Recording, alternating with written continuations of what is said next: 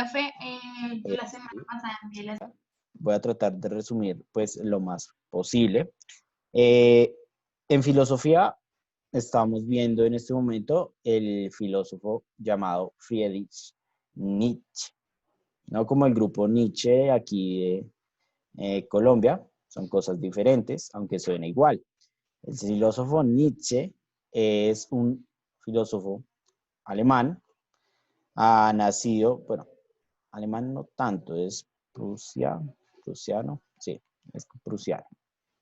Ah, nace en el año de 1844 y muere en el año de 1900. Como verán, pues no tuvo una vida larga o extensa.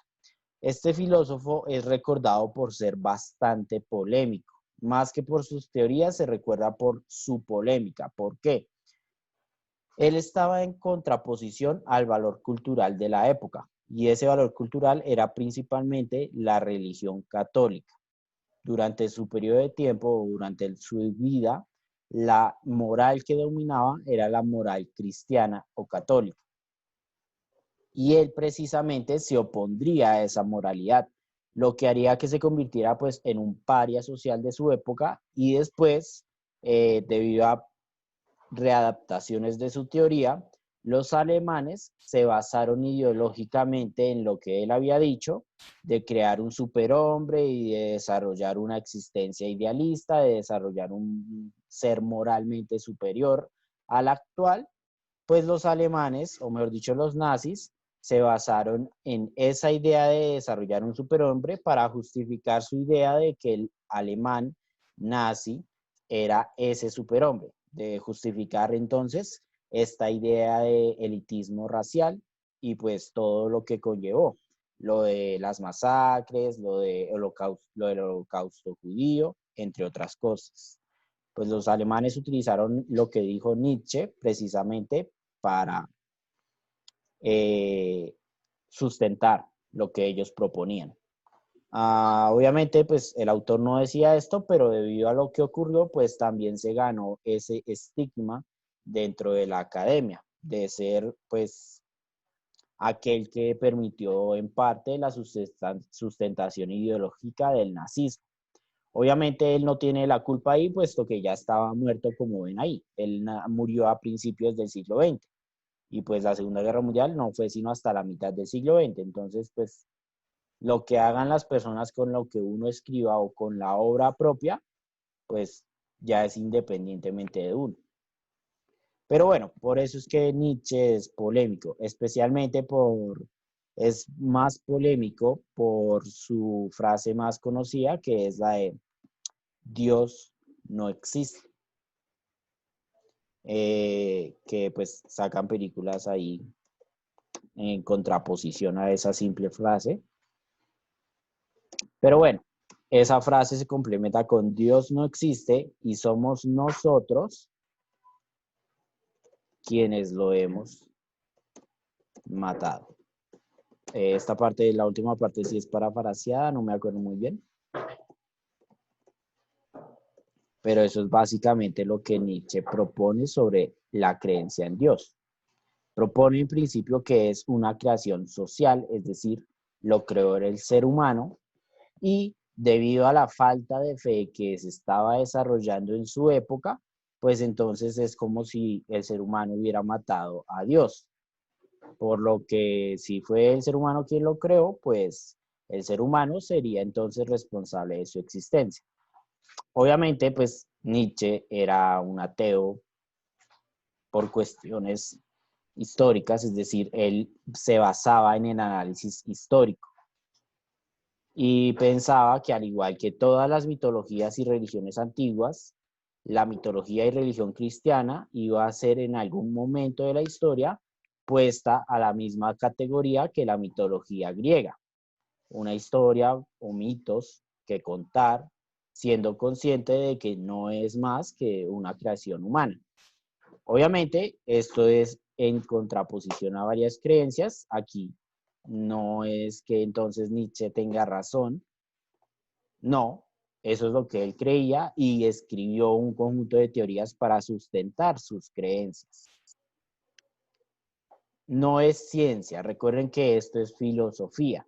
Que una persona diga que exista o no exista un Dios es una posición teórica, no es una posición científica del cientificismo objetivo. Es decir, todavía no hay nadie que haya podido asegurar o no la existencia de Dios. Simplemente que esto es lo que Nietzsche creía, que Dios no existía, o mejor dicho, que era una construcción social y que su existencia dependía de el ser humano. ¿Listo? Eso es lo que este filósofo pensaba. Ahora, dos de las cosas que vamos a hablar esta clase es sobre la crítica que hace a la cultura occidental, porque según él, la cultura occidental, es decir, nuestra cultura, era una cultura corrupta, degenerada. Ya les explico por qué. Y dos conceptos vitales sobre su teoría de la moralidad. ¿Listo? Entonces, para la crítica de la cultura occidental, la divide en tres. Primero, critica la moral occidental. Dicha moral, según él, es una moralidad que premia la debilidad. Para Nietzsche, la moral occidental premia la debilidad, la vulnerabilidad. ¿Esto por qué? Porque según él, esta se encuentra vinculada a la moralidad cristiana. Y como dice la moralidad cristiana, pues más fácil entra un pobre al reino de los cielos que un rico, parafraseando. En términos generales, es por eso que Nietzsche dice que la moral occidental premia lo débil, premia ser débil. Él dice que esto quiere decir que es una sociedad debilitada y propone que se cambie esta moralidad por una donde se premie las fortalezas, la búsqueda de mayores conocimientos, la búsqueda por ser mejor, por desarrollarse mejor, porque él pensaba que si Occidente seguía con esta moralidad, terminaría estancándose. Eso es lo que él pensaba. Y eso nos lleva pues a su siguiente crítica. La crítica a la religión cristiana, vinculada obviamente a su crítica a la moral. Por lo mismo, él decía que entonces el cristianismo era el causante de esta adoración de la debilidad y que por lo tanto lo primero que debía hacer Occidente es deshacerse del legado cristiano, es decir, deshacerse de su religión más dominante.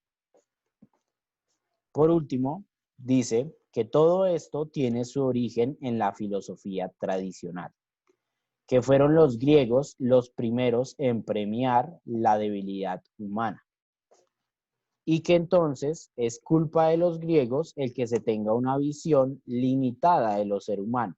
Ya explico eso de la visión limitada porque viene con los conceptos que tenemos que hablar a continuación.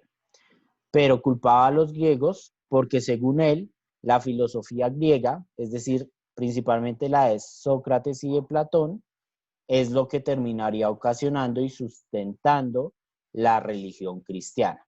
Ya les explico por qué.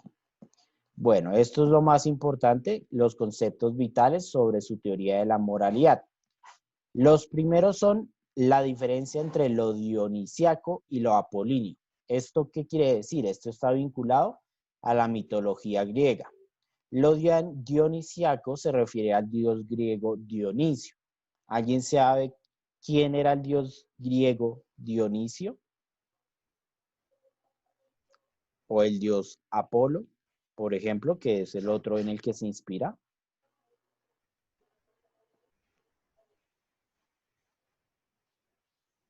¿No?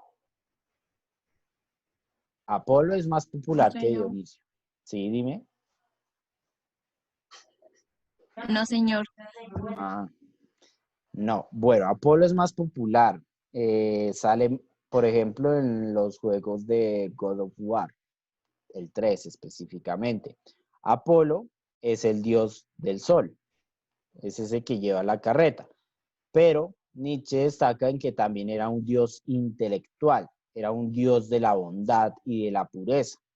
Dionisio, en cambio, era el dios del vino, de la fiesta y pues del desorden, decirlo de alguna manera. Y entonces él dice, existen dos existencias que se representan con estos dioses griegos. La sociedad griega antes, según él, tenía un equilibrio entre estos dos, básicamente entre el ser responsable y el ser animal o instintivo. Esa es la diferencia en que él hace Nietzsche. Lo apolíneo representa lo racional y lo dionisiaco representa lo instintivo. ¿Listo? Entonces, esto es instintivo y esto es racional. En otros conceptos, lo dionisiaco también representaría el desorden y lo apolíneo representa el orden. Lo puro, lo bueno, etcétera, etcétera, etcétera. Esa es la diferenciación que hace Nietzsche entre estos dos conceptos. La idea de bondad y, o de pureza e impureza, por decirlo de alguna otra manera. ¿Listo? Según él, la sociedad griega estaba equilibrada, pero con la inclusión de la filosofía tradicional, este equilibrio se rompe. ¿Por qué? ¿Recuerdan entonces lo que dice Platón y Sócrates? ¿Qué es lo que ellos elevan? ¿El instinto o lo racional? ¿El cuerpo o la razón? ¿Quién se acuerda? Sócrates y Platón.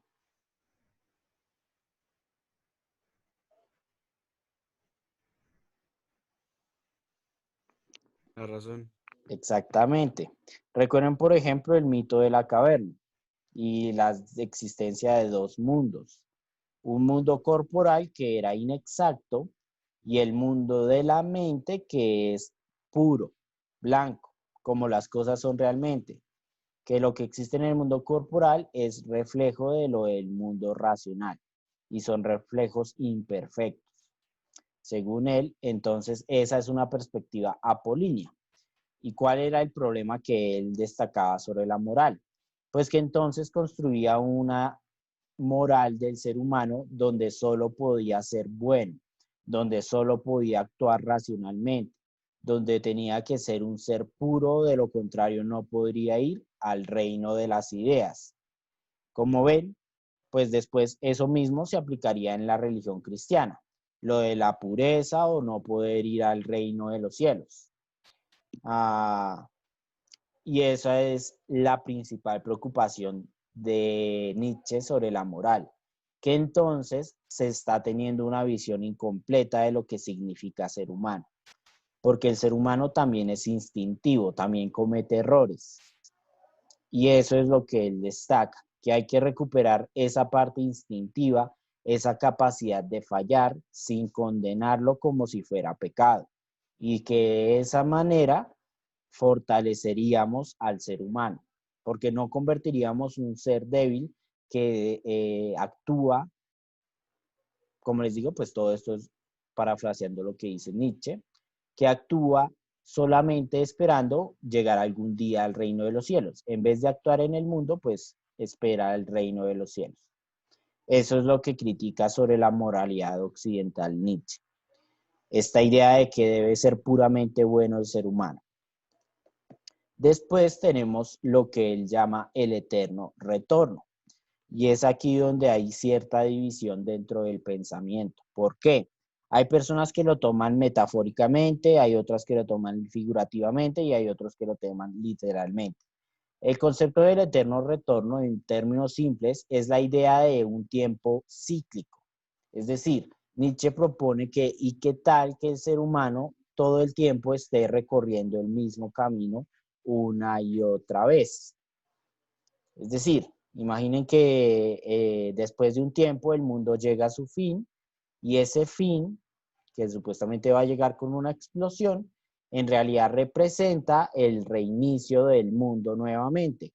Nuevamente un Big Bang que va a ocasionar exactamente lo mismo que ya ha pasado.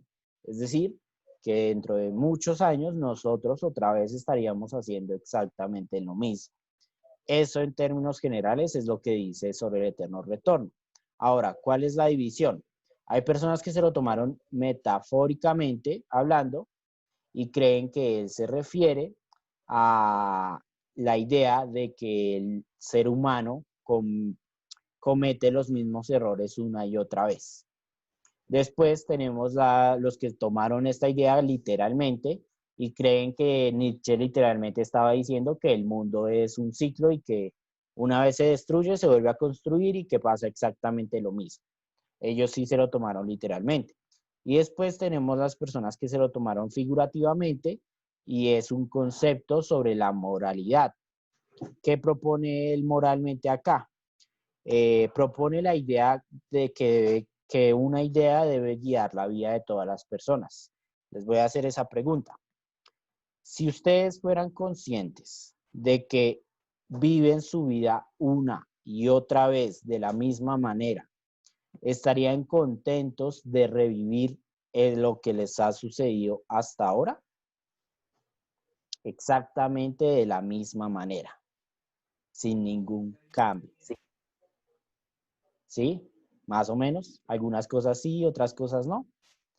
Eso es precisamente lo que propone Nietzsche con el eterno retorno, que las personas moralmente tengan esa idea en su cabeza. Imagine que usted vive una y otra vez la misma vida. ¿Está contento con lo que hace? No. Y entonces Nietzsche diría, pues entonces haga algo diferente que lo permita estar contento con usted mismo y que si fuera real lo del eterno retorno, es decir, que si usted tuviera que vivir su vida una y otra vez, pues estuviera más que dichoso de hacerlo, porque está haciendo algo que realmente le gusta. Esa es el eterno retorno visto desde la visión moral. Es una propuesta de Nietzsche para estimular al cambio y la satisfacción propia e individual. Imaginen que el mundo vuelve a una y otra vez a reiniciarse. Hagan algo para que estén contentos, pese a que sea una y otra vez lo mismo. Eso es lo que propone el eterno retorno. Obviamente, pues es confuso porque Nietzsche no escribía de la forma tradicional como la escribían los filósofos, es decir, así un planteamiento discursivo. No, Nietzsche, la mayoría de los escritos de Nietzsche están escritos en forma de prosa. ¿Alguien sabe lo que es la prosa?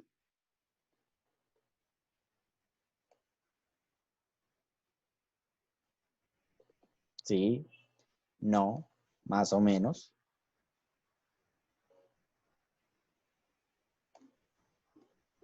Que rima, ¿no? Exactamente. La prosa es la forma de escribir poesía.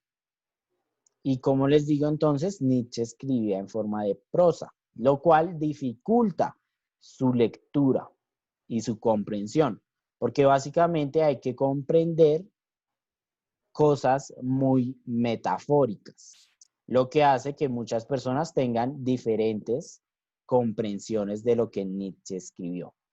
Es por eso que este autor es bastante difícil de leer. ¿Listo? Pero pues bueno, aquí está los dos de los conceptos más importantes sobre la filosofía de Nietzsche.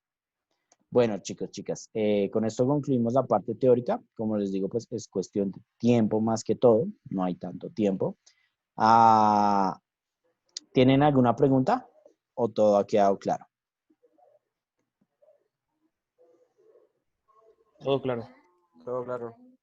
Listo. Bueno, entonces vamos a pasar con las exposiciones de las personas que quedaron sin la posibilidad de exponer. Hay un grupo que ya esté listo de los que me mencionaron. Denme un segundo, yo por aquí tengo quiénes fueron los que me mencionaron que querían exponer. Miguel, Juan, Diego, Dani, Samuel, Joan, Laura, María, Forero y Rojas Juliet.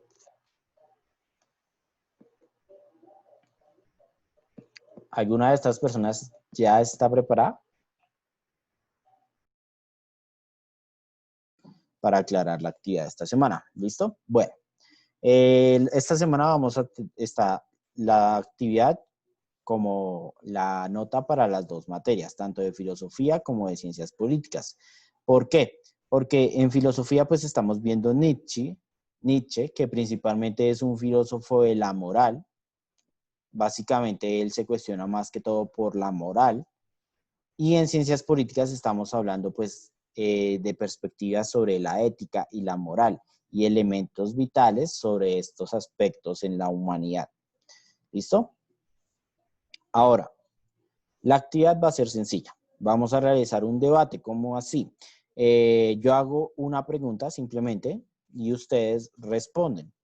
Al final, basado en lo que respondan, sigo con las preguntas. ¿Cómo va a ser la nota? Si en su primera y, digamos, única intervención es tan buena que a mí me parece que merece una nota de superior, pues sacan superior, así solo intervengan una vez. Pero obviamente tiene que ser una intervención muy buena para sacar superior desde la primera vez. Puede que saquen alto y con otra participación subirían a superior. O puede una participación de básico, pero si participan más veces, terminarían con una nota de superior. ¿Listo? Al final, cuando ya hayan varias personas con nota de superior, voy a priorizar las personas que no hayan participado o que sigan teniendo notas de básico o alto, para que así, pues, toda la cantidad de estudiantes posibles lleguen a tener esta semana una nota de superior. ¿Listo? ¿Qué es lo otro? Para participar, ¿cómo tiene que ser? Van a los 3 puntos, dan clic donde dice alzar la mano, bueno, levantar la mano, de tal manera que yo pueda revisar organizadamente. Ya les explico entonces con respecto a eso. Para que yo pueda colocar la nota organizadamente, ¿listo? No vayan a hablar al mismo tiempo ni sin que yo les dé la palabra porque entonces se dificulta la organización, ¿listo? Bueno, María Sarita, con respecto a entonces, si tienes que irte a las 12, pues tendrías que hacer la actividad que está en la guía. ¿Cuál es la actividad que está en la guía? Es la misma también para ambas materias.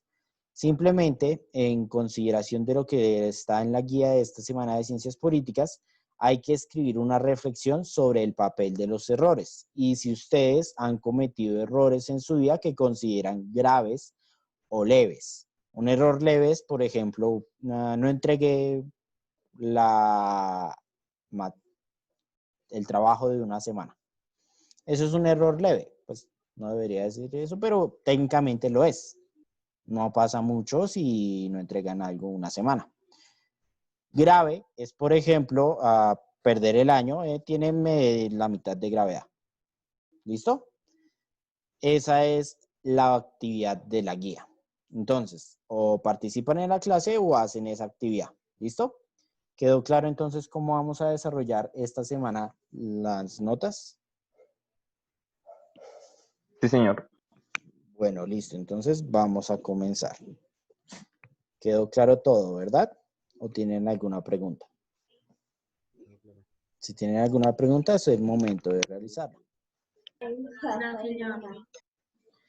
Bueno, listo. Entonces vamos a comenzar. Recuerden levantar la mano para poder participar y ya saben cómo pues se les otorgará la nota. Denme un segundo que esto se trabó. Al final de la clase vuelvo a llamar a lista para que pues igual aunque ya hayan participado vuelvan a ingresar. Bueno, es la semana 37. Sí, también. Si no tienen micrófono, pues puede estar la opción del chat. Yo leo lo que está en el chat al final de la participación de todos los que alcen la mano. ¿Listo? Como les dije, para la actividad es vital que enciendan las cámaras, entonces por favor comiencen a encender las cámaras. Vamos a comenzar entonces